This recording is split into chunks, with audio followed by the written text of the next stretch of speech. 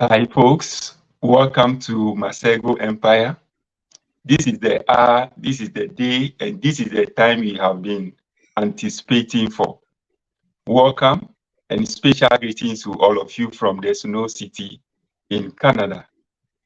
Today, we going to have an interesting discussion, a discussion that will talk about comprehensive step-by-step processes of studying in the United Kingdom. Welcome. Benjamin, how are you doing?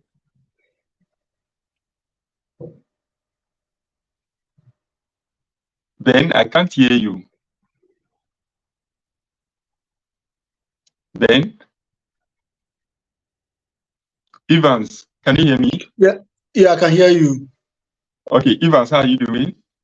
I'm good, my friend. How are you? By God's grace, I'm good too. We thank God. How is life treating you in the UK?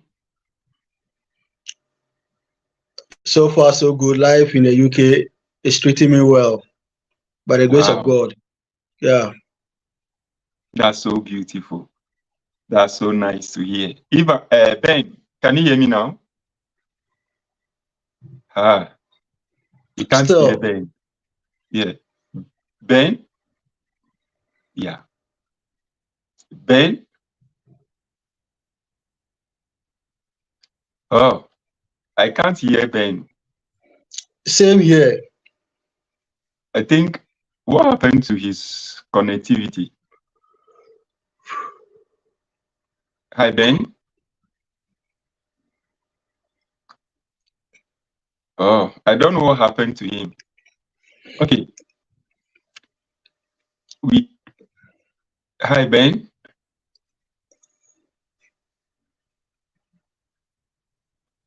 Hi Ben.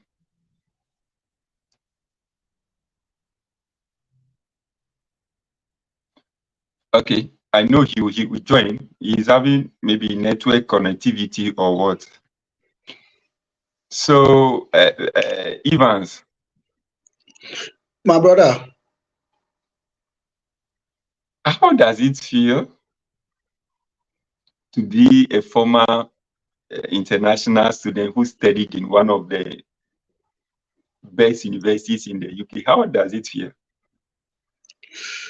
well, it's always privilege to have the opportunity to be an international student in the UK. Okay. You know, UK is one of the best uh, countries in the world to have the second best country in the world with very good universities. You Okay. understand? Okay. Aside the United States of America, I think UK is the second best. So it's a kind of joy and also privilege to be here as an international student and a graduate from one of the best university in the UK. Yeah. Okay. Ben, can you hear I'm us here now? now. Can you hear me? Yeah, we can hear you live, loud All and right. clear. It's good to be back. Okay, good. Yeah. Yeah, then I was asking how it feels to be a graduate from one of the universities in UK. Yeah. So it's just such a very nice moment here, and I'd like to first of all thank your audience for having time with us. What I will talk about now is the fact that life in the UK and the university as a whole has helped me to shape everything about myself. You understand? Especially coming in from Ghana, as like one of the best unis, like from one of the best unis, University of Cape Coast. I mean, that's like the best universities in Ghana right now. He can argue, right? The logo product can argue, but I mean that's the truth at the moment, right? And then having completed one of the best schools in the UK, ranked by there, which is Times Higher Education, UK magazine. I feel it's very much welcoming, and that when you have such stars on your CV, it just boosts you. Having Okay. like, I mean, completed your school in the UK, for instance, let's say aside the US, Canada, which is marching toe to toe with the UK, you realize that they have that high standard of education. So it's much very important that when you have this on your CV, or I mean, people get to know that okay, you've completed a school in the UK. I mean, it's a plus for you. Yeah, so I can say. Okay. Yeah. Okay. Based on your introductory remarks, it clearly shows that you are a product of the top university in Ghana, University of Oh Cape Coast. yes. What did you study at the University of Cape Coast? Okay, so I studied BSc Laboratory Technology. So I Okay. studied, yeah. And in the UK, what did you study? So in the UK, I diverted from being in the lab, specifically the medical lab, to being a food analyst. That's why. So I studied MSc Food and Nutrition Sciences. Yeah. Wow, that's Yeah. beautiful. Which university did you attend in the UK? So I attended Sheffield Hallam University, located Oh, in the heart of Sheffield. Sheffield. Yeah. Sheffield. Oh, okay. Evans. Oh, we lost. Okay, Evans. My brother. Which university did you attend in Ghana? Okay, thank you very much. I'm happy the UCC guy has brought this debate about which school is the best and all that.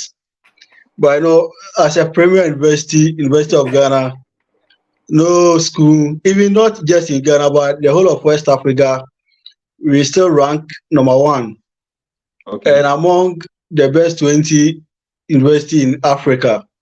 Okay. So we have the muscles to brag, but the bragging rights always goes for us. So we are not going to talk plenty because there is a saying that uh, good beasts do not praise itself. You understand? Yeah. So we want the UCC and the KNUST people to compete about who is second, but not the first, because you always take the first position in West Africa, not even just in Ghana. Yeah. Okay. Thank you, bro. So which So course did you study? I'm a product of the University of Ghana, and I studied political science and information studies. Oh, Yeah. okay. And which course did you study at the UK? Okay, so I didn't divert. I went further to study international relations, which is Okay. also a branch of political science. Yeah. Okay. And then I studied at the University of Lincoln. Lincoln. Okay. Yeah. Okay. Thanks so much, guys. You're welcome. Let's quickly move on. Evans, what inspired you to study at the UK? Okay, this is a very nice question, but I always tell my brother Benjamin that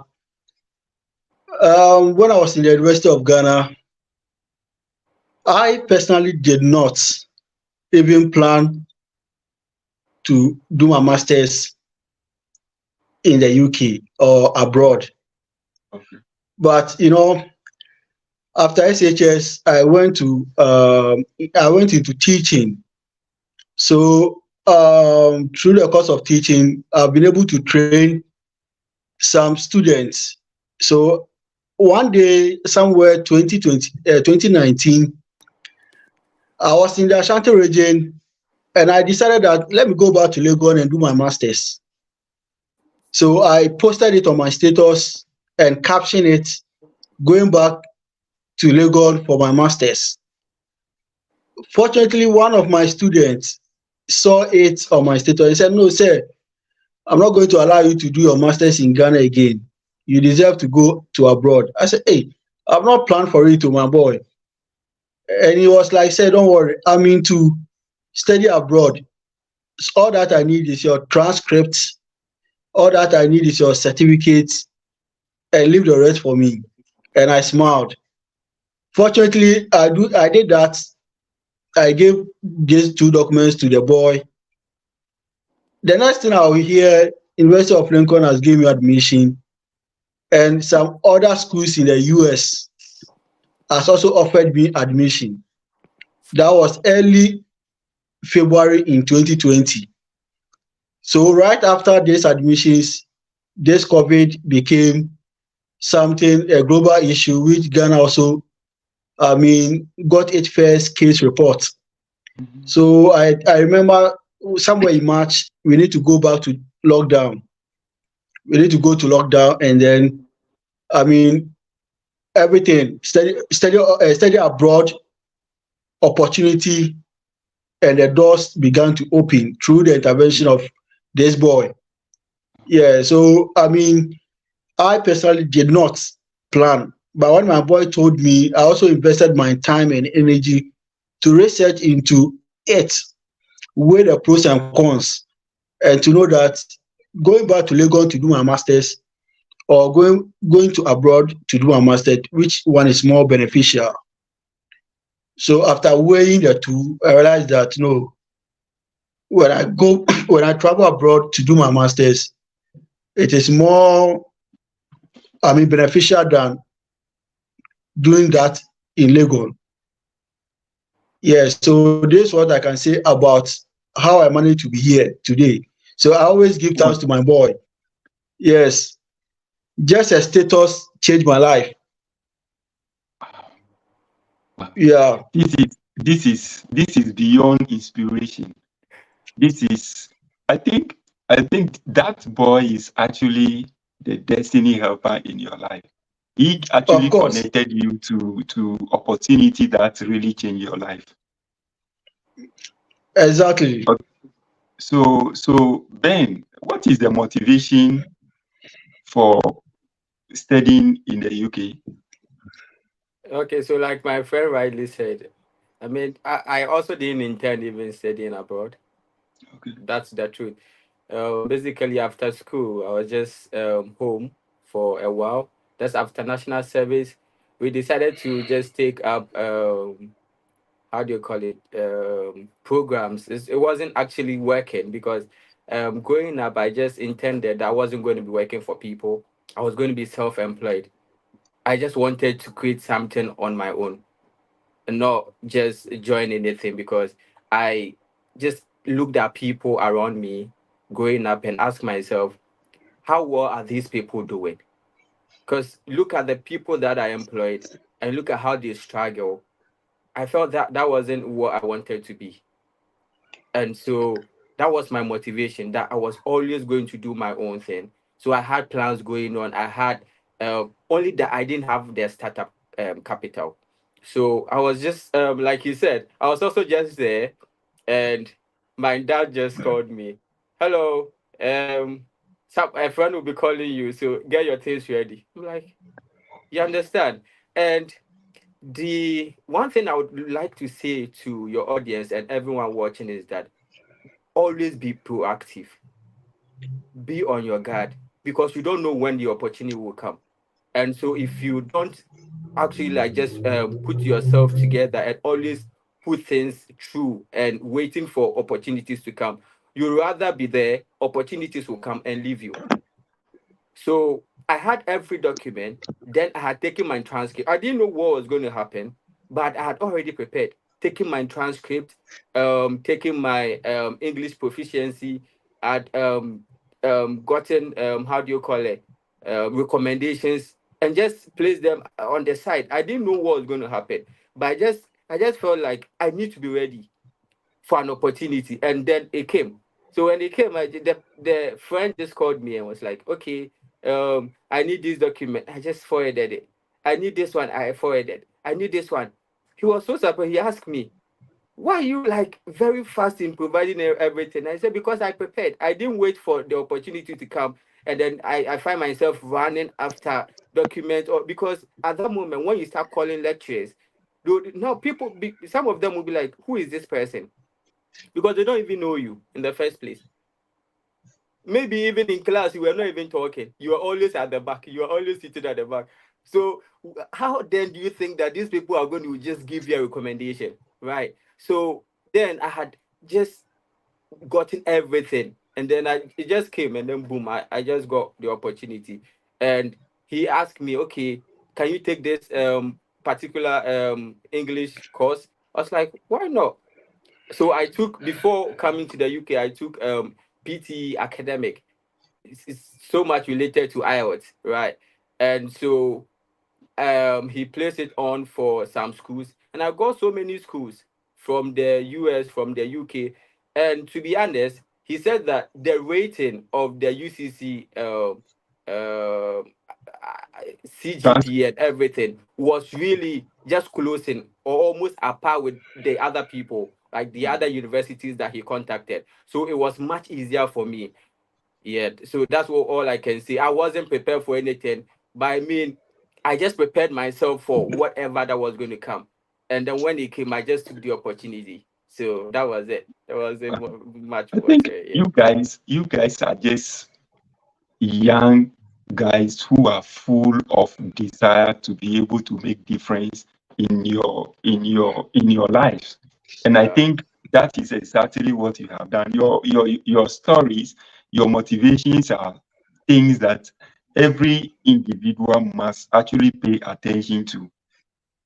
For Evans, just a WhatsApp status led him to be in the UK now. And Yeah. for you, your advanced preparation also did all the magic for you. I'm so grateful. Exactly. Now, Evans, this My evening brother. discussion is going to be centered around people who want to study for their graduate and postgraduate programs. What would be the basic requirement for somebody to study in the UK? All right.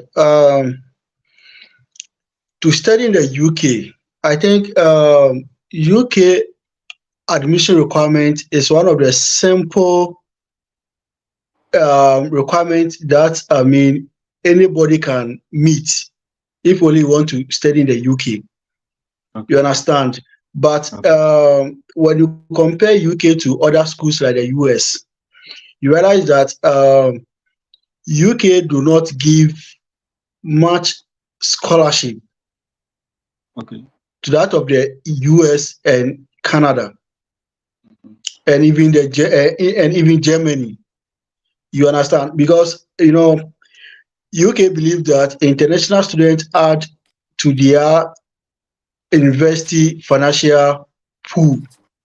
Okay. So they believe that it is, the international students that make up the financial muscles of the universities. So they really do not have much scholarship compared to other countries. Yeah. But in terms of getting admission, it's very simple. You understand? As low as second class lower, you will get Okay. admission in the UK. Okay. You Wow. understand? So you don't need, let's say, first class before you gain admission here, or maybe only upper. But even when you have 2.5, that's the GPA, Yeah. you stand a chance of getting admission. Okay. You understand? So they are Okay. required, and even when you look at the admission requirements like the English proficiency, Mhm. they take as low as your WASI English uh, resource. So when you have maybe A1 to CSS in the WASI, Mhm. you can substitute that with any other English um, certificate like the IELTS and the rest. Yeah. You understand? So Mhm. assuming that you were able to get CSS in your WASI Mhm. for English, you meet that requirement. Okay. So getting, admission in the UK is not all that stressful. Even especially the masters, you are not Okay. going to submit any long statement of purpose, or you are not going to show them any research work or something. You Mhm. understand? You only need your transcripts Mhm. and your English proficiency. And some schools even ask of your financial requirements. Let's say your Okay. bank statement. Mhm. You understand? Yeah. Yes.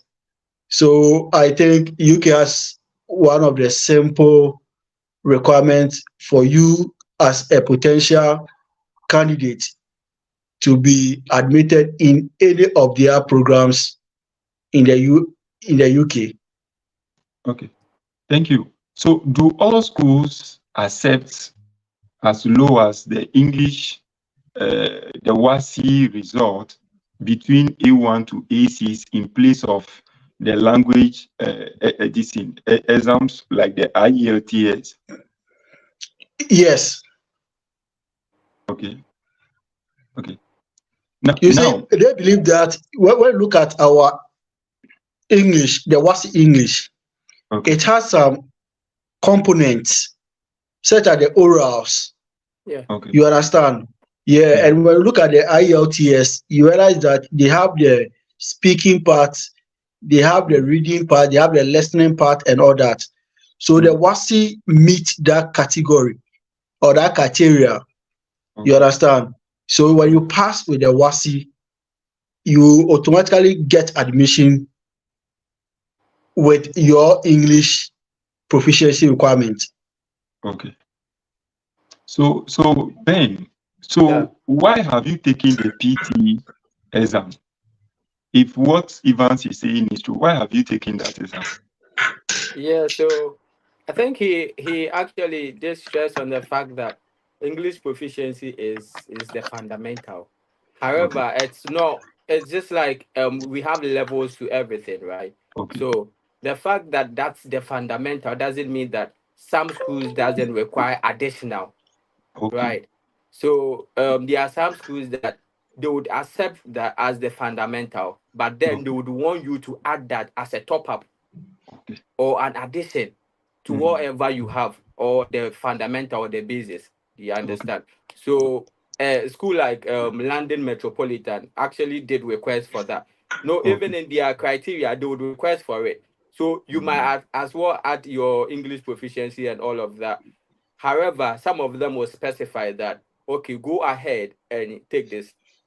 But most of their schools don't require that. They just Okay. would give you if you have their English proficiency. Yeah, that's it. Okay. Thank you. Evans. So My brother. what are other factors or what other factors do we have to consider in deciding on the particular school we would like to study at? All right. So studying in the UK is very expensive. Okay. So I always advise people that when you want to study in the UK, one thing you need to consider is their fees. Okay. Aside the fees, also you need to consider their cash requirements or the cash deposit. Okay. The cash deposit ranges from £2,000 to £5,000 as it stands now. Okay. You understand? And you could see how the Ghana CD is losing its value. So when you pick a school, yesterday there was a lady who called me that she has gained admission and she need to make a cash deposit of 5,000. So a friend introduced her to me so that I'll give her an advice. And I was telling her that there are a lot of schools in the UK that you can even get as low as £2,000 deposit for your cash. So why do you have to choose a school that is asking you to deposit 5,000? You understand? So if I were her, because you don't have money, I'll go back and look for schools that will require me to pay £2,000 deposit. You understand? So sometimes you need to look at the deposit also. Okay. Are you getting the point? You need to look at the Yes. deposit also. So you look at the school fees. And I'm saying that, UK is 4 countries coming together. Yeah. Scotland, England, North Ireland, and Wales. Okay. This country comes together to form the UK. Scotland also has a very good schools, but they pay much for school fees. Okay. You understand? Yeah. At least you get about 1 year program in Scotland of about £20,000 as fees, which is very expensive. Yeah, so when you are looking at the schools also, you look at school places where their fees are down. Okay. My brother mentioned about London Metropolitan University. I remember I gained admission there. That was 2020. and their fees was around 13,000 or 11,000 pounds, which they will give you an automatic scholarship of 2,000 as an international student. You understand? Yeah. But they were requiring some interviews before they release the cars. Oh, okay. You understand? So you need to check all these things. Some schools will not ask you for interviews before they will give you the cars. If you gain unconditional admission, they will just give you your cars. Okay. When you want to make when you make payment, they will just give you the cars. Some schools will also ask you to deposit. They need to grant you an interview to listen to your oral communication. You understand? Before they would even give you unconditional admission. And all these things are stress. So you look for schools which have a very smooth process. You understand? Like my school, for instance, when you are able to provide all the documents they want, your transcript, your English proficiency, and other factors, they grant you unconditional admission, where you can proceed to make your payment for your CAS, document. You get a point? So one factor that I would advise people to look at is the fees. Because don't forget that when you come to the UK, you are entitled to work as a student, but you are only entitled to work for 20 hours. Okay. Which, to be honest, it will be very difficult to get a job that will give you the 20 hours in the week. Okay. Except when you get you are being employed in these care homes. That's why you can even get your 20 hours. But when you get these factories, warehouse, and the rest, I can't assure you that you are going to get your 20 hours. So maybe someone will have in mind that, oh, I'll come and work and pay the rest. You understand? But yeah, the fees is so expensive. So you realize that you'll be working and you'll not be able to pay on time. You understand? Yes. Yeah. And sometimes the second one I advise people to is a location of where the school is. Okay. Why is the location important? Even when you are preparing your financial document, which is your bank statement, the UK embassy will tell you that when you want to school in London is expensive. Therefore, you need to show more money in your bank statement before they will grant you the visa. But when you are living outside London, you are going to show less financial evidence. You understand? So you realize that, no, you don't have much money, so why do you have to go to London to school? Meanwhile, you can get equal good schools outside London. Please, do you understand me? Yes, yeah, so yes. The second factor is also the location. And within even the location too, you should also target where, there are African shops. Because, when you come to the UK and you are living where there's no Africans are not much there, it's very difficult to get maybe African shop to get your local foodstuffs. Okay. Are you getting the point? Yeah. Yes. So you also need to, and all these things you can do the research on Google, the internet. Okay. And there are some cities also that have very cheap accommodation. And the living standard over there is also cheap. For example, where I schooled, Lincoln is one of the places in the UK which have very cheap, standard of living. Things are very, very moderate, not all that expensive. Even and there are a lot of African shops over there. And in fact, even the school is even surrounded by many shops, top shops like the Primark and the rest. So when you are schooling over there, you will not even bother yourself to pick car from one place to another place for shopping, for grocery and all those kind of things. It's just a walking distance, then you purchase all those kind of things.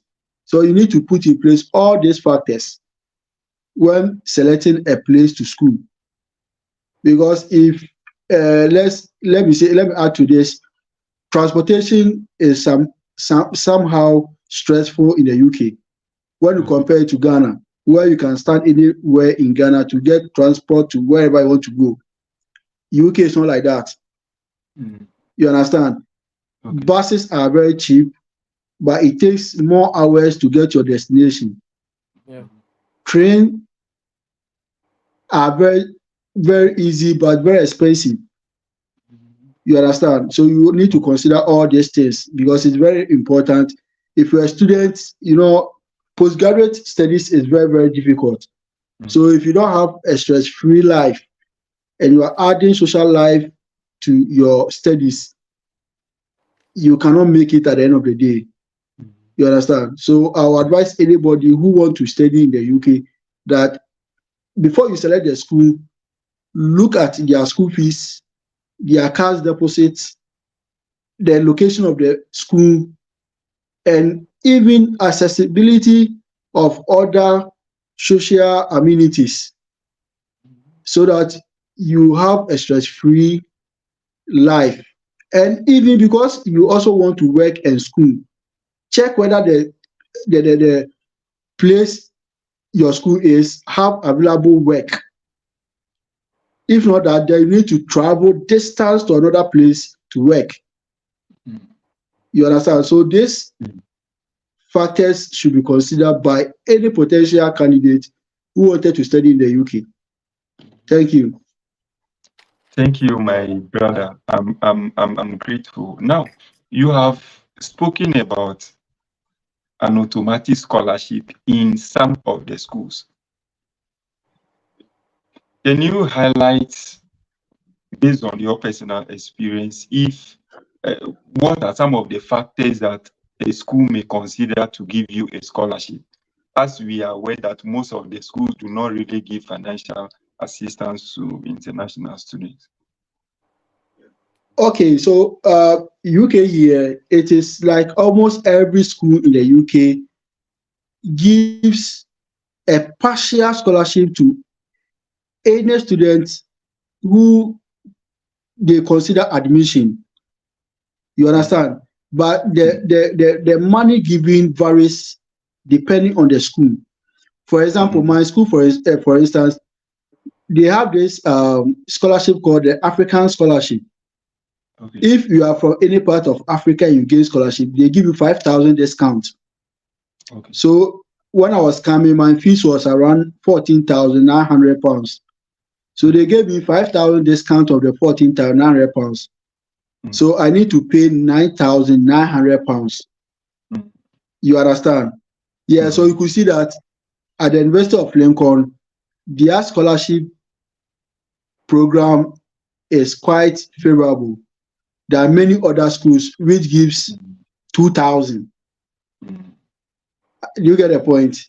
Yeah. So for UK schools to give you admission, you don't need to do anything. All that for them to give you scholarship, all that you need to do is get unconditional admission, and they give you automatic scholarship. That I call discount, and the discount varies from school to school. But the least one I know is £1,000. Okay. That's the least one I know. Okay. And the highest I know also is £5,000. Okay. So I also advise people that they should consider all these things. You understand? Okay. Now, how long does the admission process take? Assuming I have submitted my application today, how long will it take for the school to review the documents and issue me an acceptance? It all depends. My school, it took me for about a week, and their decision came out. Yeah, a week. Wow. Yeah. Wow. So I applied February, and within same February, they made a decision. But most often their decision comes as conditional. Okay. But when it comes as conditional, with the admission letter, they will tell you the extra document you need to submit before you'll be granted unconditional admission. Admission. Okay. Yeah. Okay. So when it comes conditional, just read the admission letter. whatever they are looking for from you. For example, some people when they are applying, they don't add their English proficiency. Okay. So when they look at your transcript and all that, and they realize that no, you qualify for the course, they give you admission. But because you didn't include your English proficiency documents, then they will ask you to do that before they will give you unconditional admission. And without the unconditional admission, you cannot apply for your CAS document. Okay. And you cannot also proceed to the embassy to apply for a visa. Okay. You understand? Yeah, so Yeah. it depends. Some schools take 1 week. I know some schools also takes about 1 month, but it doesn't keep long like that. Okay. Now, I'm really enjoying this discussion. Before we proceed, I would like to seek for some clarification from you. We all know that the job market in some of these advanced countries, considering the UK, is fast emerging. So, should we consider the courses that are of high demand in the UK in respect of the location of the school, or we should just apply for any program relating to your undergraduate program? Okay, for my experience, I think that in UK here, their job market really doesn't consider the kind of course you are reading, Okay. because no matter the degree you hold, they have something they call induction. Okay. They will still train you on the work. Mhm. You understand? So I think that you need to, before you want to read your master's, you need to know your interest.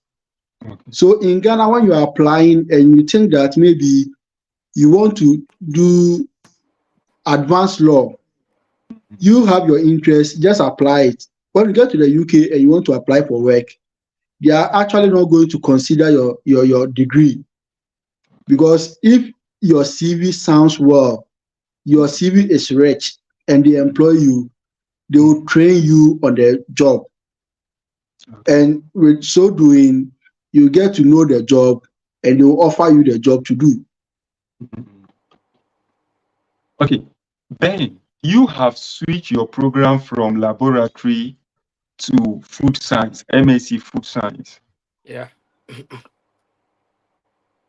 I'm aware, or I'm sure you have been employed based on the food science program. How easy is it to get a job based on reading undergraduate program in different field and master's program in another field? How easy is it to get a job? So basically, like he said, it's not easy. Um, I can attest to the fact that there are people that even pursued the same course, let's say did the same course in undergrad, and then went on to do the same course in the MSc, and still cannot find jobs, right? Mhm. Because the competition here is very tight. Because Okay. you have a lot of people coming from different countries, and most of them, let's say, are the best or Mhm. are part of the best. You understand? So Okay. all these people coming together, and then you have to compete with every one of them for a job. And so when it comes to job opportunities, like he said, it's not going to be that easy. For some of us who, when you were in Ghana, you were thinking that, oh, it's just in Ghana that job is very difficult and all of that. But even when you come here, it's still very difficult. And for me, that I switched courses because I didn't enjoy being in the lab, like just like being limited in the lab. Okay. When I was taking my undergrad, I realized that I had strength in food science, right? So it was just a decision based on my strength. So it is very prudent and very key that growing up, you have to identify your strength wherever you feel you are so much comfortable with, or you are so much comfortable in doing, you would have to pursue it. It doesn't matter where you are going, but even if you think you are going this, so you can switch it. And I don't regret actually like switching, Okay. because when I switched, it helped me to understand a lot, and with my medical field background as well, it helped me to understand a lot about food quality as well. Okay. So yeah, that's what I can say. That's good. Evans, so if your school has finally given you unconditional acceptance letter, the CAS document is given to you and all conditions are met, what will be the next thing you need to do? All right. So the next thing you need to do when your CAS is ready, one thing you need to understand is that when the CAS is given, you have 6 months to start with your visa application. Okay. So when you have your CAS, the next thing you need to do is to begin your visa application. Now you are done with the school. So now you are going to deal with the embassy, because getting the CAS is also not automatic that you are going to get a visa. Okay. Yeah, so after having your CAS, if you don't have money to purchase any travel and tour agent, it's not difficult. You can actually, I actually applied the visa by myself in my room. Okay. Yeah. If I don't understand any term, I just call. I was having one friend at the Lincoln, so I'll just call my friend. Say, I got here. I don't understand. Then he'll be like, okay, do this. Yeah, but I did the visa application myself, which is a very smooth one. Okay. You understand? The hardest part of the visa application, it has to do with the bank statement, because the bank statement has a procedure to follow. Okay. You understand? You need to build a statement for 28 or 31 days. And the money requirement shouldn't fall within the days that you are building the statement. So you need to follow all these procedures. You understand? Okay. And then when you go, I will advise the person also to go to the UK Home Office website. They have the financial requirement there. When your school is in London, they have the ratio. When the school is outside London, they have that one also. So, for example, when your school is outside London, they assume that your maintenance cost for a month is £1,023. Okay. And most of the duration of programs in the UK is 1 year. Okay. So when we are doing the third course, UK, they have the third course and they have the research course. The research courses are 2 years and the third courses are 1 year. So assume that when you are going to do a third course, which is 1 year, they assume that you need to have your 9 months maintenance cost money in your account. And this is how to calculate it. When you are outside London, it's £1,023.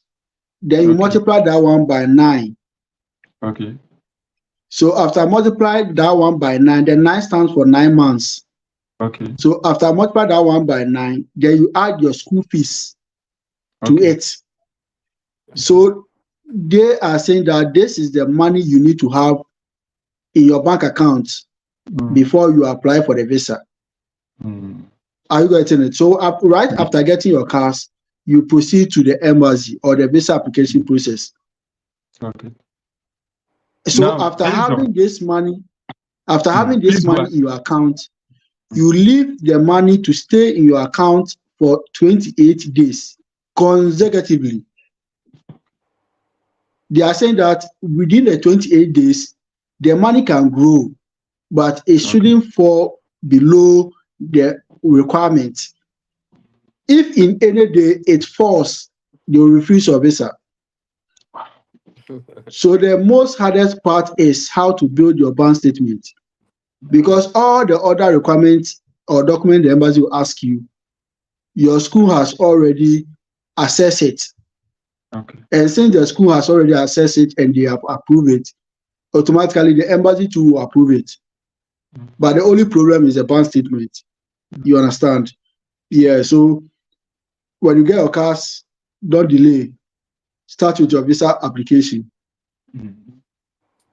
Now, I would like to know at this stage that the bank statements with all these conditions that you have spoken about, should the bank statement be in the name of the applicant, or I can get it from my parents, my aunties, my great grandfather, or from whom?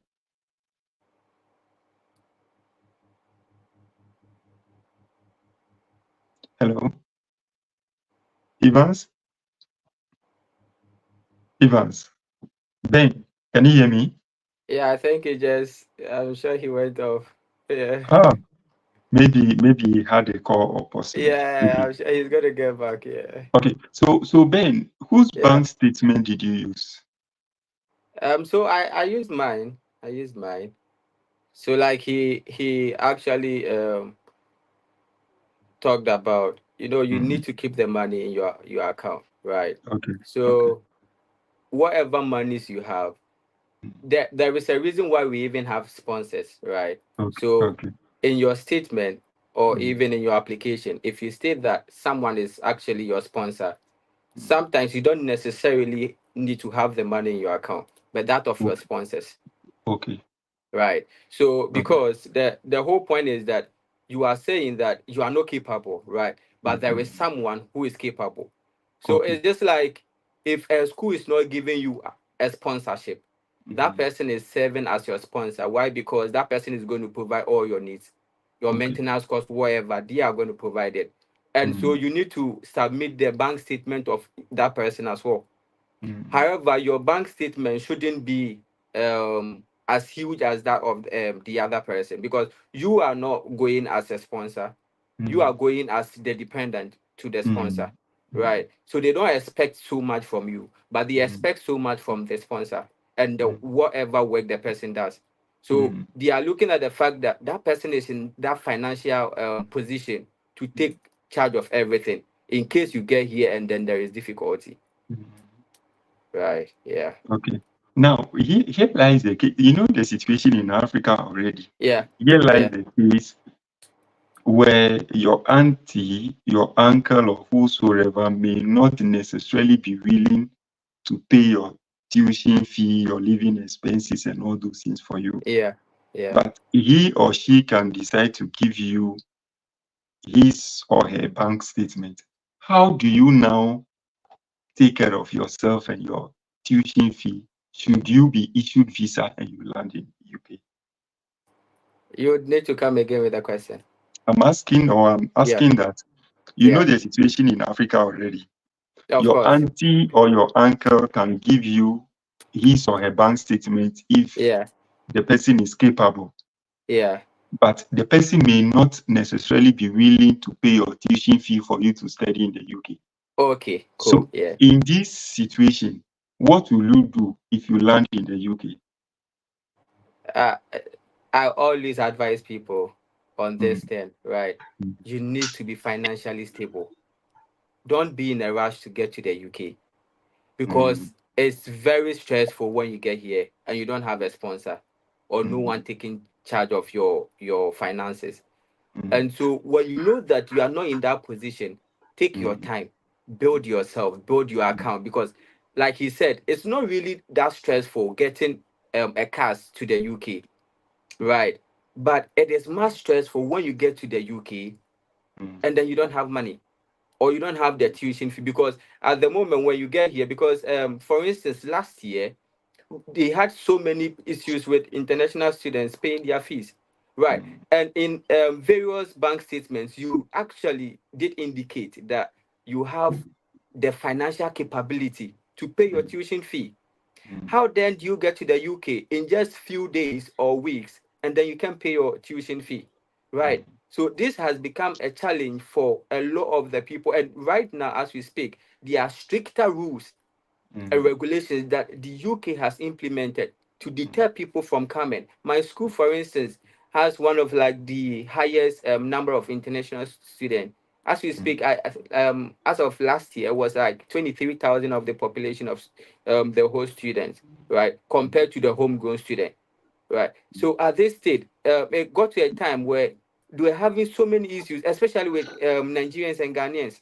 mm, A lot of them were not able to pay their tuition fees. So it appeared to them that they were only forging bank statements. Yeah. So most often people just forge it, get here, and they struggle.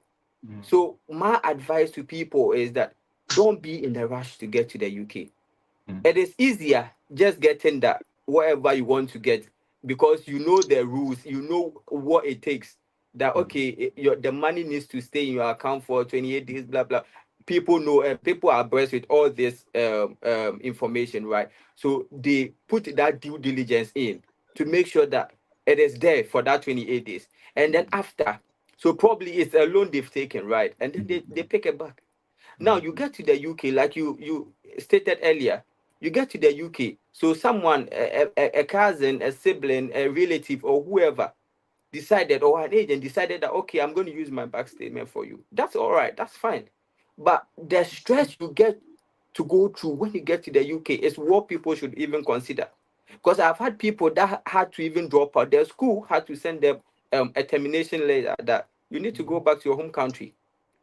Yeah, because they couldn't afford the tuition fee. And you already stated that you could afford the tuition fee. How then is it that you are now struggling to pay your tuition fee just in days or weeks? You understand? So my advice to people is that they should be very cautious of this whole bank statement stuff. That it is easier getting someone to get you a bank statement. However, if you are not careful, the stress you'd go through, you'd end up in warehouses. That's where you are going to end up. After all the struggles, after all the monies you've put through to get here, your visas and every single thing you've gone through, you get here and then you are going to be struggling, even like because you wouldn't even be on a visa again, because the school gave you a cars, and then if they take the cars back, you are supposed to return to your home country. Yeah, that's basically everything. If they accept you and they decide that they are going to take that cars back, they send your information to the home office to alert them that this particular person was brought in because of us. We brought him into the UK, right? And we have decided that we no longer want to sponsor him. And so he has to go back to his home country. And I have so many of these instances, and people struggling here, people are stranded. So I'd advise that people should be more careful or extra careful when it comes to finances. Thank you. Thank you, my professor. I'm grateful. Now, Evans, you're welcome back. Thank you. So, Evans, after you have submitted your visa application, like today, I'm in this room, I've submitted the visa application. What will be the next thing I need to do? Well, as soon as you submit your visa application, you have 3 weeks to wait for decision to be made by the Home Office.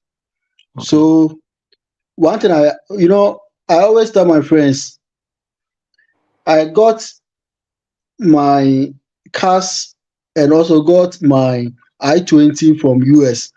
I was having one university in the US who also sent me my visa application for the US.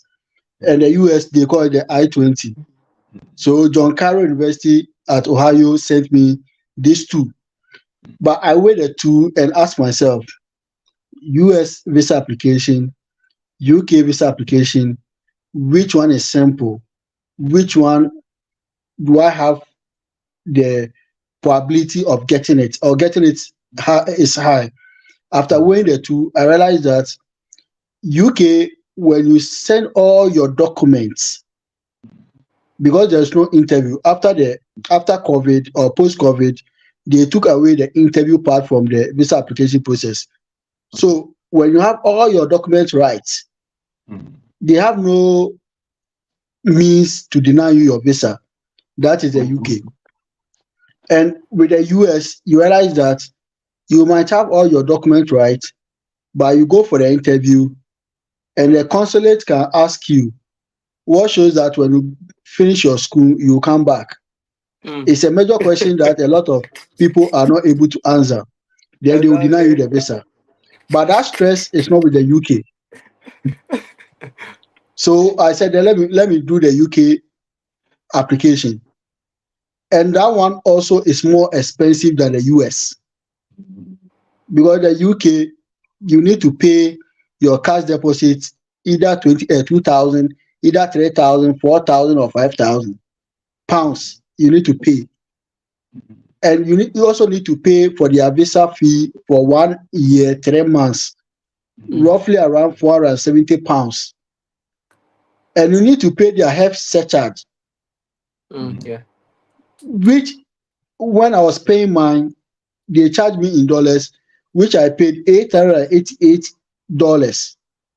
So all these monies you need to pay in Ghana before you can complete your visa application process. So it's very, very expensive. Unlike the US, that you only pay for service fee, which is as low as $300, and maybe your visa fee. You understand?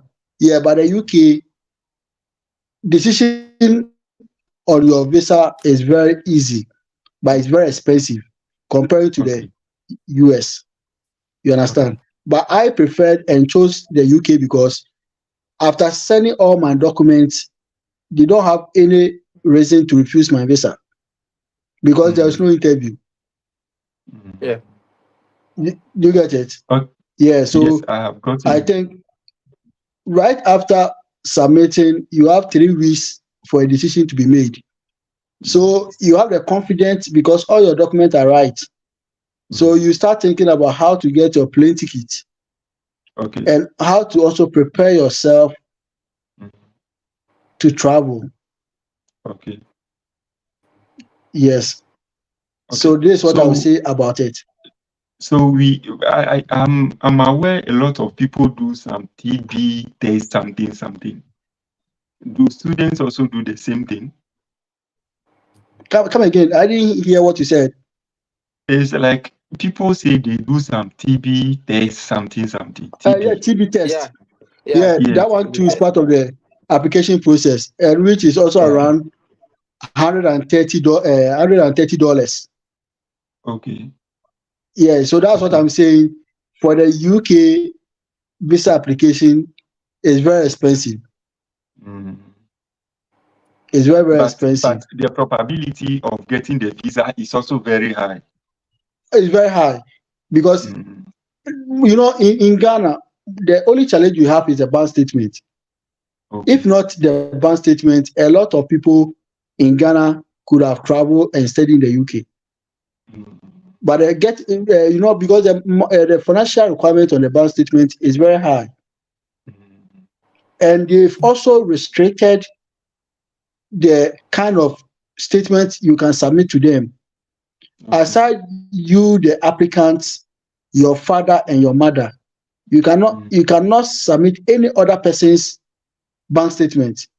So if even your father, your uncle is Dangote, you can't submit Dangote's bank statement to them. They won't take, because Dangote is your uncle. They don't want your uncle's statement. So you, the student, your father or your mother, these are the only statements they want to see with them. So you could see how stressful it is to come out with £20,000 in your bank statement. It's very, very, very huge. So a lot of people's challenge in the UK visa application process is the bank statement. Wow. Then this clearly shows that both of you, your parents are good. They are financially stable. I don't know what you're talking about, bro. Not really. Not really, because based on what you're saying, from the background I'm coming from, it means that I wouldn't be able to study in the UK. It's not everything we can say online. Because today, the Home Office monitors the social media and all those kind of things. Yeah, I understand. That is why it is very important that if someone is listening to us and the person wants to know how we got to the UK, even though it's a genuine way, the person can send us messages and ask for advices and what we did and we succeed, so that they can also do same. It's not necessary that my mother is not rich, my father is not rich, because it got to a point when I tell my mother the school fees I need to pay in Ghana cedis, she's like, "Hey, wait a minute to me." I can't. I can't. It's too much money. But here I am now. You understand? Yeah, but we can't say everything online. Okay. Because as we are speaking now, we don't know who is listening to us. Oh, I understand you. So, as I told you, we don't have to complicate our issues. So, let's leave it. Before we proceed, I have some questions here. So, let me go through the questions, then we proceed. Ajay Opoku Emmanuel is saying something. The question is, he said, I hold diploma in basic education and bachelor's degree in mathematics education. Is there a university for me to do my master's in mathematics education or educational administration with funding available? Okay, so as I said, UK, they only have few discount for international students. So if you want fully funded scholarship, what I can say is that the person should consider government scholarship. Okay. You know, UK government has a lot of scholarships. They have the Commonwealth scholarship. You understand? You can apply that one. But the reason why I will not advise anybody to take UK government scholarship is that right after the school, they will bring you back to Ghana. Okay. They will bring you back to Ghana because your stay in the UK, they are going to take every course and they will give you stipends. So as soon as you are done with the course, the next British Airways to Ghana, you see yourself inside. You understand? Whilst the person who did self-funding after the school, the person still have the right to apply for postgraduate visa. Okay. And you will be in Ghana again. So if you only want to come to the UK, study for 1 year, 3 months, and go back to Ghana, I can advise the person that Commonwealth has a lot of scholarship that will give you full funding. And not only Commonwealth, they have a lot of scholarship that the UK government is giving. Okay. You understand? Yeah. Okay. So that is what I can say. And the courses that the person said, I mean, even in my school, when you want to do masters in mathematics, program available for international students. So all the courses that the person is talking about, diploma in education and all that, the person can do the top up here in the UK. There are schools offering such courses. You understand? But for the funding aspect, the person should consider UK government scholarships. An example is the Commonwealth scholarship. Okay. Okay. Now, someone is also asking a question. He said, so they were prepared financially in traveling due to time of preparation. So the person is asking, were you people prepared at the time you were due for preparation, or you prepared in advance?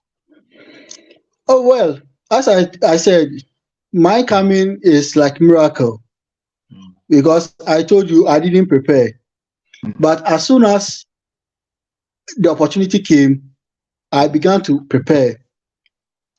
But this is what I did because I told myself that I need to embark on this journey. So I did my service with Forestry Research Institute of Ghana at Ashanti region. Okay. It's a research institution. So after my service, I made sure that every kobo I get as allowance from the service, I save it. So I saved all my 12 months service I did with the government. After that, too, even though I did political science, I found myself in the sciences area because Forestry Research Institute of Ghana is a science institution. But I was able to cope very well. So right after school, right after service, my boss asked me to stay and help with research works. I also gained money from there. So all the research monies I was getting, I was saving them. And that's what I used for my visa application. You understand? So as Yes. my visa came, I tried to use the visa to raise loan to come. You understand me? So I will not say I was 100% financially prepared, but I did my best from 20 because I told you I got admission in 2020, but I came Exactly. to UK 2022. So it Okay. means that 2020 I wrote to my school that because of the COVID, our financial muscles are weakened. So I want them to defer the course to 2021. Okay. So 2021, after paying my deposit, I was having challenges with my bank statement. So I told them again, defer my course again because I have issues with my finances. And they deferred it to 2022. That was when everything became successful and I came. Okay. Yes. So it's preparation. You don't need to be Okay. financially fully prepared before you come. You can start from somewhere. Gradually, you get there. Okay. Now, another question is, can we get Can I least? add? Can I add Okay, my please. part? Yeah, please do. Yeah, Sorry, because please do. the person actually asks where this. Well, Sorry, good. yeah, it's fine. Okay, so with me, I can say I was 90% prepared, right? Okay. Because I had my father who was my sponsor, and so I didn't actually struggle with fees or anything. And mind you, my school didn't actually even give a discount. Okay. It was like close to 16,000 pounds, right? Okay. And Okay. you needed to pay everything. It wasn't anything like because I think it was limited to some African countries, depending on the population of people coming from that country. So Nigeria, being the most populated, right, as an African country, they had the discount. But for Ghana, we didn't have the discount, right? So I had to pay every single money that was mentioned in the cast, right? So I would say it was a bit stressful. I mean, for the first time, because we're thinking that it was going to be like days after, right? That's when we're supposed to pay. However, when I just got here, I got here on the 16th of January. Yeah, and I was like, okay, you need to pay in before 31st of January. That was like the deadline. And because I was using Western Union and that was using Western Union, the money was supposed to get processed. So I remember I had difficulty with this whole Western Union transfer thing. But I would say that for me, I was 90% prepared because I finished paying my fees even before the last deadline Okay. for even the second part because you were supposed to have 50% each. So the 50%, which was 7,600 and something for the first part, and then you need to pay the second part as well, also in August or something. But I paid even in July, Okay. so I didn't with fees. By the grace, I didn't actually struggle. I just because my sponsor was there. Yeah. That is why I said earlier on that you maybe Ben, you are just fortunate to have such dad. Yeah. Now, Amazing someone one. is saying, can we get a list of schools with low tuition deposit and has funding for postgraduate programs in engineering? Oh, okay. So I think, as I mentioned, Metropolitan University in London, their fees are down very low. Yeah. And my school also, because of the discounts they give, you can say that their fees is also low because if you are paying 15,000 and they take 5,000 out, you are left with 10,000, which is okay. Yeah. And then Hall University, Okay. Hall University too, their fees is low. And we have one university, my friend is there now. But in fact, that school, I usually used to forget the name. It's also one of the schools in the UK with very low, fees.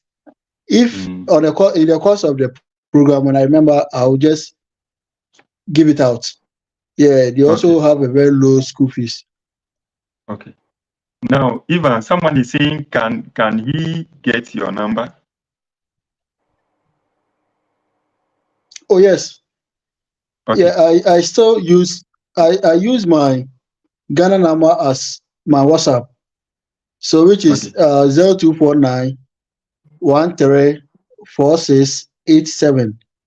But the person need to do it plus 233 249134687. Yeah, Okay. so that's the WhatsApp number I used. Okay. Thank you. Thank you. Someone, Uh, Bright is asking a question. I have an unconditional offer to study in the UK. My university has asked me to pay a deposit of £1,000 before I can be issued a CAS. My major problem now is how to prove to the embassy that I can pay all expenses. Please help me. so as I said, Mm. how to help for the let's say what do you call it, the bank statement. We can't Mm. say it online. Okay. Exactly. Exactly. Okay. We Okay. can't say it online.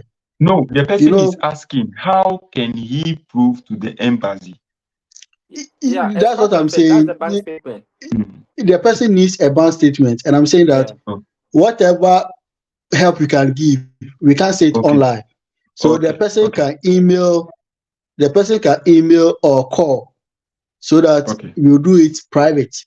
Yeah, Okay. because Yeah. Okay. you don't know who is listening to us. Okay. Exactly. Exactly. Okay. Okay.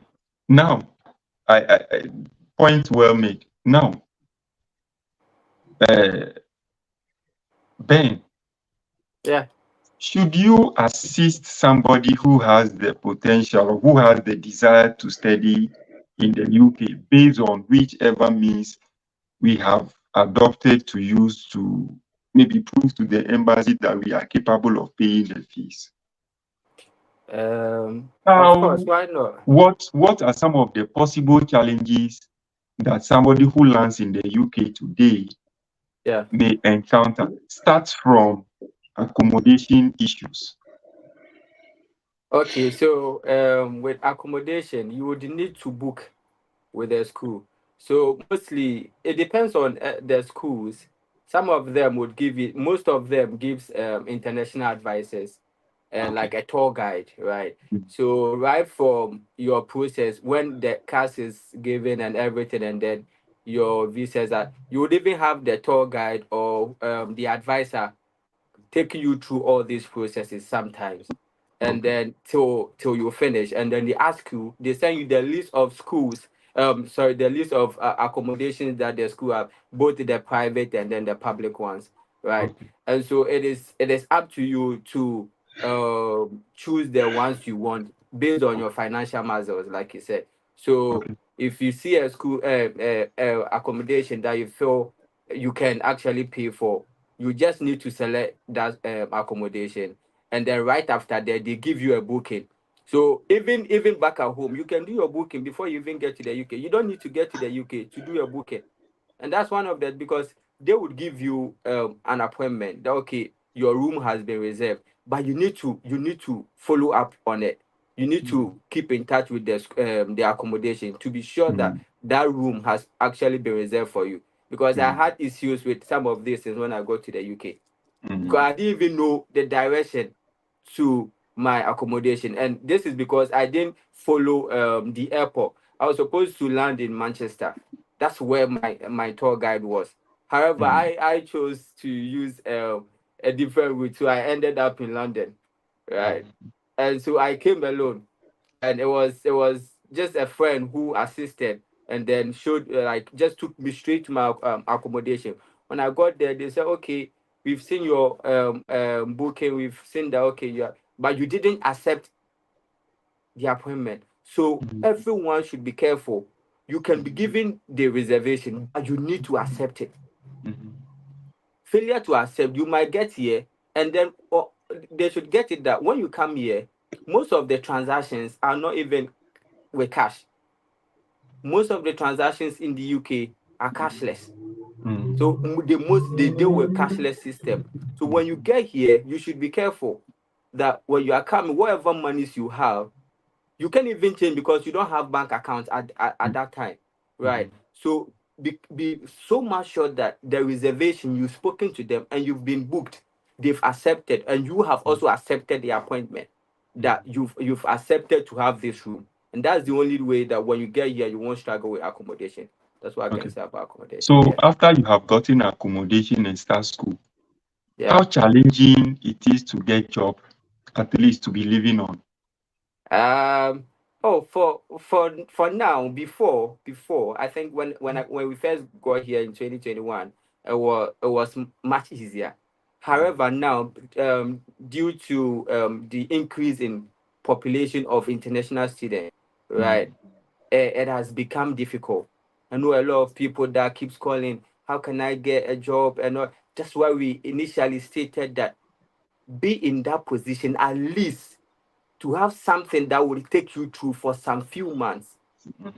Because when you get here empty handed, when you get here without anything at all, trust me, you are going to struggle. Because aside your accommodation, how are you going to fit? And like Evans stated earlier, you should study and read about the sea you are going to. Don't just go and pick a school because you just want to move out. Pick a school in a situation or in a city that you know that there are a lot of Africans there and you can get African food. Because you get here and be eating McDonald's and all of that, you will get fed up. You understand? So that thing is very challenging, and people should be very careful when it comes to selecting schools, because you can feel okay. They have the lowest of this school fees, or they have a lot of discount and all of that, and so you want to choose. That's fine.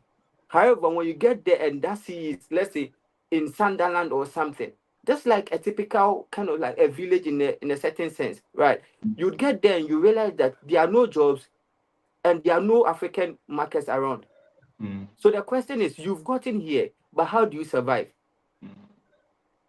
And I would also entreat people that, in as much as jobs are difficult, when you get here, take that mindset of that you are going to look for a bigger job or wherever. When you get here as an international student, you need to make up your mind that you are going in for many jobs.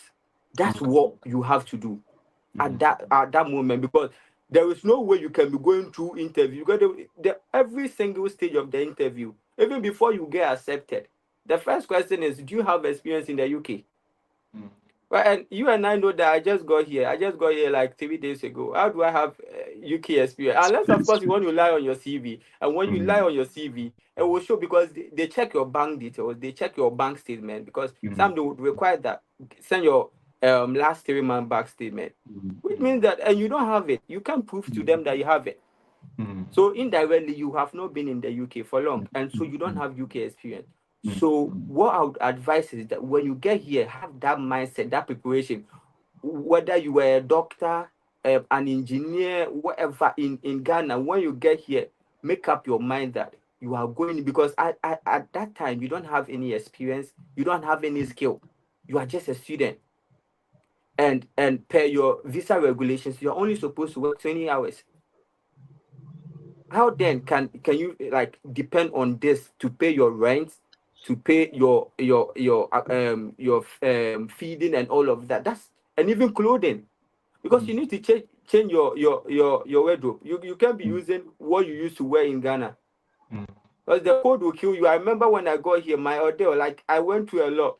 I brought one hoodie from Ghana. I was thinking that was it. And I got here, the cold humbled me. I was like, oh my God, I can't do this anymore. So I had to go shopping. And imagine I didn't have someone who was behind me to support me financially. How then was I going to change all these clothes? So it's challenging. However, now all I can say is that when people get here, they should as well. Let's try to keep in touch with people. Try not to isolate too much, because that's going to like kill you. For instance, because when you come, you don't have work, you don't have anything, you don't even know how to navigate your way through. So you need people to assist you. You need to get yourself, oh, I'm new here. Be open. Don't try to be shy. Be open, because these people, one thing that you will notice in the West is that they mind their business. So someone can just fall down here and you see people just passing by. It's not like back home when you see people like trying to support and all of that. No. So what happens is that when you get here, try to be the one to approach people. And I'm telling you, you will have people snobbing you. It's normal. You have people who would, please, I don't have time, because some of them are going to catch train. They are all already late and all of that. They can't have time to be chit chatting with you on the street. So what I can say is that try to seek counsel, try to seek information when you get here. And one thing I would entreat is that let Google be your friend when you get to the UK. Google is like your first friend in the UK is Google. The Google map. You don't go anywhere with that, because even in my accommodation, I worked like I had gone missing on that same road like 3 times because the buildings are similar. I was just passing like, oh my god, I've missed it again. I have to now turn back to my Google map. And so like when you get here, make use of the Google map. Let it be your friend. Okay. Yeah. Okay. Thank you. Evans. Yeah. Someone is asking, I say Christ Embassy at Shaman City. The person is asking, can I come to the UK, or can someone come to the UK on his or her own accord and still apply for MSc courses? Yeah. People should understand that before you can travel, especially to this Western world, and you need a visa, you need a sponsorship. You can only come to the UK and you come without sponsorship through a visiting visa or a tourism visa. Okay. The rest of the visa routes, you need a sponsorship. You understand? So every visa too has its regulations. So when you come to UK with visiting visa, you cannot apply school within the UK. You cannot even work within the UK. You understand? So if the person wants to come to UK, the question is, how is the person wanted to come? Is it as a tourist or a visitor? Okay. Yes, if you are coming as a tourist or a visitor, you cannot apply for a school here unless you go back to Ghana and do that application. Okay.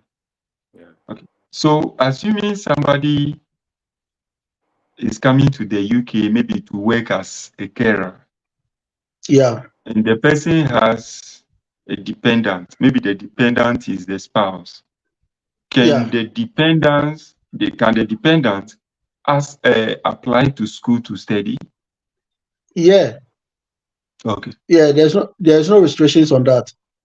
Okay. Okay. Now, before I let both of you go, what are some of the pathways that are available in the UK bad ways after you are done with your school? Pathways. Okay. Yeah. Okay. In pathways in respect of getting a permanent stay in the UK. All right. Yeah. So one thing that people need to understand is that after the COVID, UK Home Office added the graduate route visa to enable any graduate who is successfully to complete his or her course. Okay. For master's level, you can stay in the UK for 2 years without looking for any sponsorship. You understand? Okay. As I said earlier on, before you can apply for visa, you need a sponsor. But the graduate route visa do not require any sponsorship. All that you need is that be able to complete your course. Okay. And you qualify to apply for that visa. The idea is that within that 2 years, the UK government is expecting you to use the 2 years to look for a job that will give you a sponsorship. Okay. So that you move from the graduate visa to the new visa. Mm. And people should also bear in mind that student visa is not a pathway Mm. to become a citizen. Okay. You understand? So Yeah. when you complete your school and you get your graduate visa, quickly look for employment that will sponsor you. Okay. So when you get a skilled labor visa or Mm. working visa, Mm. 5 years of working, then you can go in for permanent visa. Okay. Okay. So that's Okay. how it is. Okay. Thank you. Ben, how Yeah, challenging is it for an international student to settle in terms of cultural diversity in the UK? yeah, yeah. Um, I would like to even like talk about my experiences and use that as an example, Okay. and then I would go talking about the common ones as well. Mm. So basically, with me, when I got here, I had like few of these challenges of trying to even associate with people, right? And so that creates a lot of like loneliness and homesickness because you don't have a lot of people you talk to, Mm. and so you realize that you are always indoors, you are depressed. Mm. I would like there are a lot of depressed people in the UK. Yeah, Mm. a lot of them. And this is because there is not that level of inclusion or that family Mm. belonging in the UK as compared to Africa, where someone a neighbor can just like have a drop on you or say, oh, I want to just check up on you, how you doing, and all of that. In the UK, it's not like that. Everyone is minding their business and going Mm. about their jobs, right? So Mm. it's so much difficult when you try to isolate. It's even worse. Mm. So getting here, one of the things that I struggled with was when I isolated myself, it caused a lot of homesickness. Mm. You missing home, trying to get on calls. And funny enough, I would advise that people shouldn't just go along with just the people from their country. That Mm. limits you as well. Try to be diverse, like you said, because even the Times Higher Education is trying to put mandatory courses in the universities now, Okay. trying to embed courses such as the AEDI, okay, which Mm. is equality, diversity, and inclusion courses, Okay. so that it would enhance that form of diverse acceptance of culture. Because Okay. without this, a lot of people cannot accept if other cultures. Because you Mm. get here and then 'cause the culture difference and then the cultural shocks are very, very different. You realize that Okay. people get here and they are shocked. Like, Mm. how am I seeing this? Why am I not seeing this? And that creates anxiety. It creates a lot of depression. So I would advise that when you get here, make up your mind that this is a place that is full of different people from diverse countries and are here to learn. Mm. So it is up to you to make sure that these people are a part of you. Don't always try to be because you're a Ghanaian, you always want to associate with Ghanaians. No, that's not the way to go. You need to open yourself up. So that is some of the challenge I face. And I think financial distress, we talked about it. However, I will still reiterate it that it is very important that you try as much as possible, do whatever savings you need for that few months where you are not getting any stipends. Because mind you, it's not a guarantee that when you come here and you apply for even part-time jobs as a student working under regulation of 20 hours, it is not a guarantee that you are going to get the job. There are Okay. certain jobs that are easily accessible, like steward, being a security, like just for matches, like football matches. You have care work. You'd Mm. have warehouse job, which is very common, Mm. and you'd also have like sales girl or boy or whatever. You understand? So these are some of the easily accessible jobs. Mm. However, it is not a guarantee, especially looking at the population of international students now. It's not a guarantee that you are going to get this. So be prepared that within that few months, you'll be able to sustain yourself within that few months. If Okay. you are not able to get a job, and then if you are lucky to get a job within that few first 2 months, that is it. But mind you, you are not supposed to work more than 20 hours, because whatever you are doing, it goes to the home office. Okay. And this can deprive you of your postgraduate that Evans talked about, because you have 2 years when you finish your program, right? Program. Now, after that 2 years, you are entitled to the postgraduate route.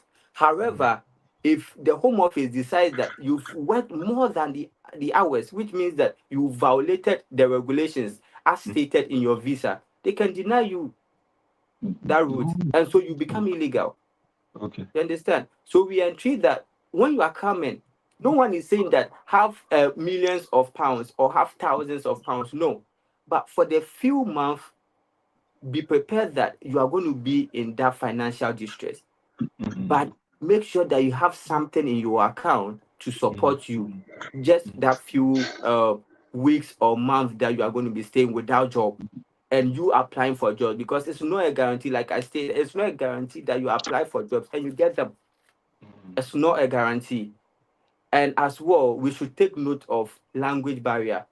Mind you, we shouldn't be deceived that because English is our first language, and or you would, I will tell you that when I got here, I realized that no, there is English and there is English. Yeah, you will struggle to hear most of them.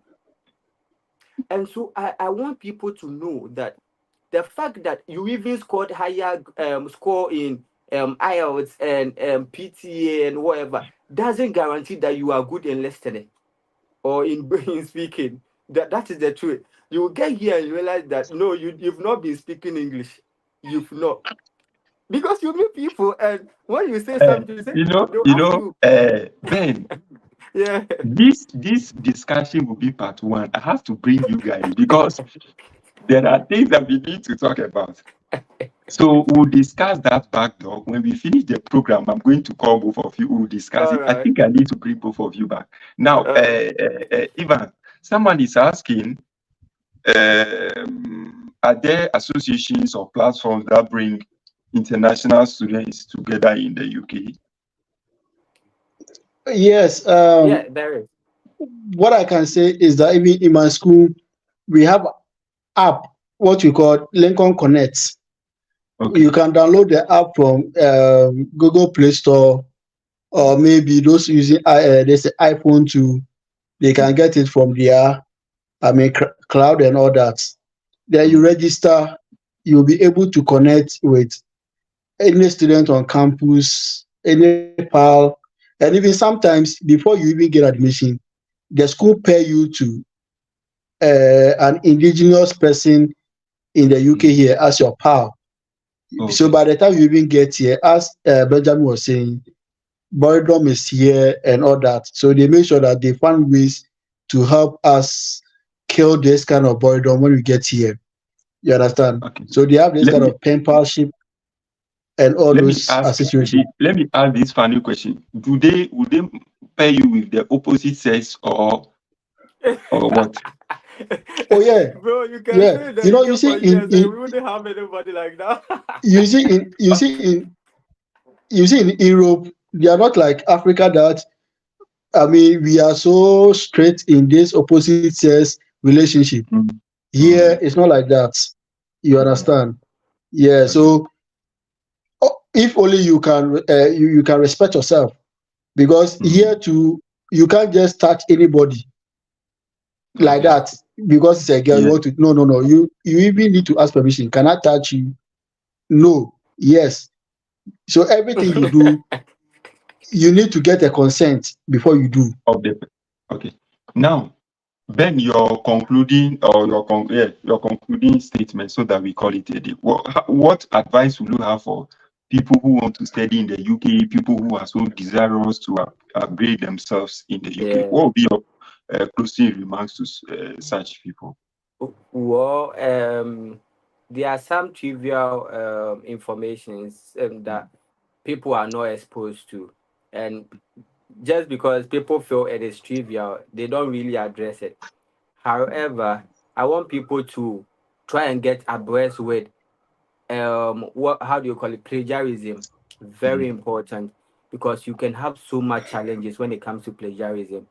And then have in mind that when you get to the school, you are not supposed to allow yourself go through the school, but let the school go through you. That's saying, Okay. which means that you are supposed to put yourself through and learn a skill. Here we have something called academic writing, and academic writing is a skill that you develop with time. You can only do this when you keep practicing and going for drop-in sections, because they have like so many advices that okay, we had academic advisors that would want to put you on. So, and these people have drop-in sessions. The library also have drop-in sessions that okay, we want to train people, want to teach people on academic writing and all of that. Make good use of it. Okay. Don't sit at home. Don't always be, oh, I want to stay at home. No, be connected to people. Join associations. These are some of my regrets, right? But I wouldn't want people to go through same. Join associations on campus. It exposes you. It makes you more confident, and then make sure that whatever you are supposed, don't be giving your assignments out. I'll be honest with this thing. Evans here knows what I'm talking about. Don't get here and focus on jobs and leave, because at the end of the day, you can get, people think that you can get jobs in your field when you complete school, and that is wrong. And that is the reason why some of them, when they get here, they don't want to even focus on the school. They just want to, oh, okay, let me just find myself something, and then they just leave their school, go and do their jobs, and make sure that they are paying their fees. Now you are paying the fees to the school and you are not learning any skill. So you have a lot of even MSc graduates who are even working in places they are not supposed to work. And this is because they have failed to learn a skill. So I would advise that when you come here, when you are here for studying, put your mind to it. If you have a dependent that you are bringing, the dependent is allowed to work for whatever hours they want to work. So if you know that you don't have that financial muscle, bring someone along that person can be working full time while you go to the school. So you are limited to just working 20 hours. These people are not limited, and so they can help you to pay your fees, and then you get a skill from the school. Because mind you, if you leave the school, there are some courses that are so expensive that you can't take again.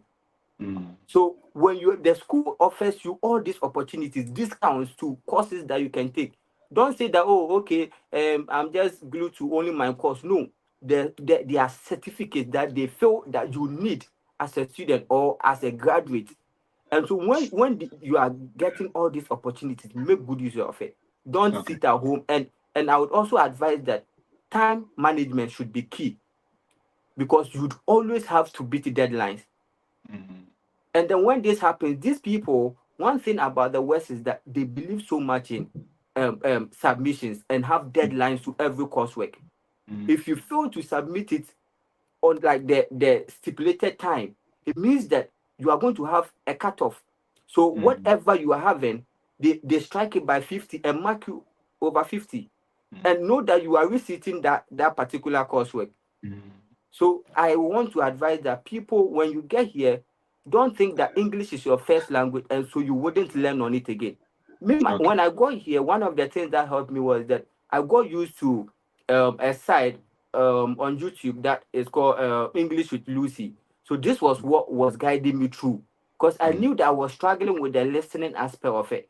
So I wanted something that would get me used to hearing some of the words that they use in their daily activities.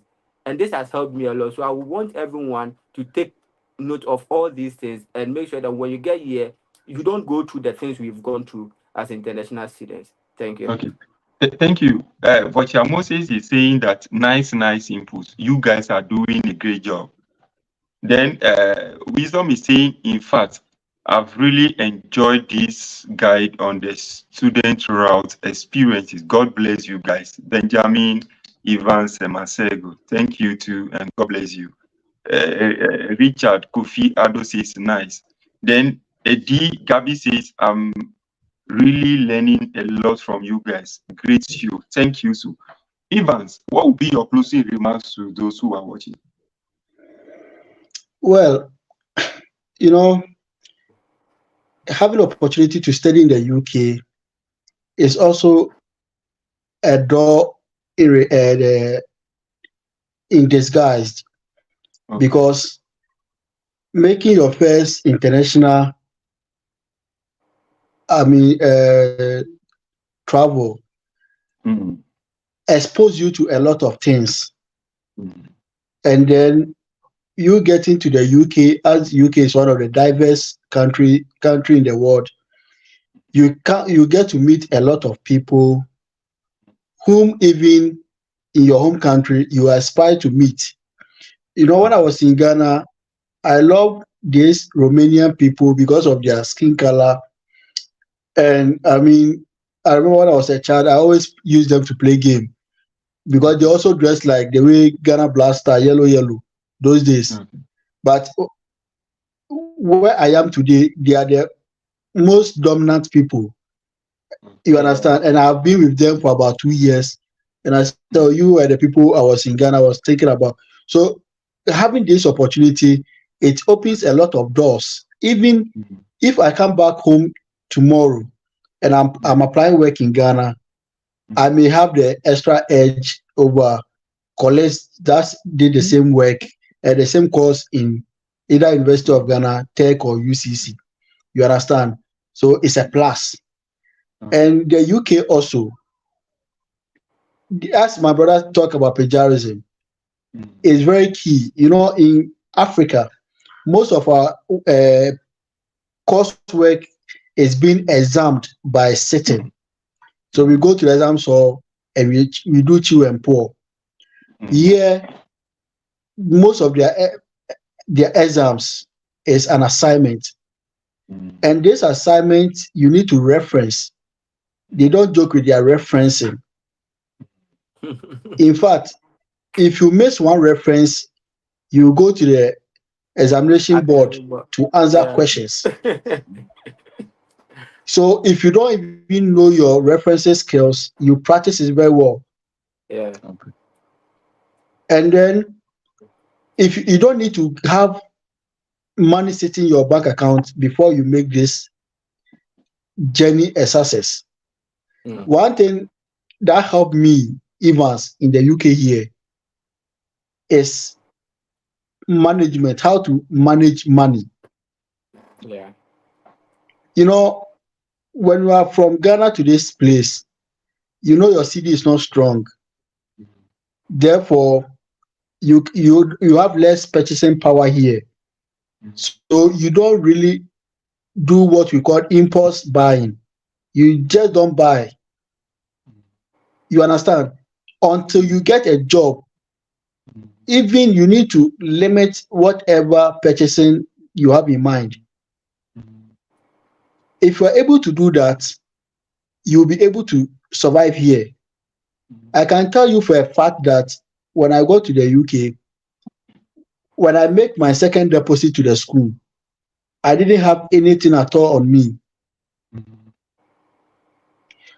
I work less than 15 hours to pay my fees, my accommodation, and everything. That's why I advise that when you are choosing the school, read the school's achievement. okay. The Times magazine or graphic has ranked my school to be the best school with international students, safety, and those kind of awards. Mm, In Lincoln, you can stay the whole year without paying your fees or your accommodation. Nobody will come and sack you. Nobody will come and ask you of any money. So Wow. you stay in the school and have your peace of mind whilst you are owing school fees and you mm, are owing your accommodation.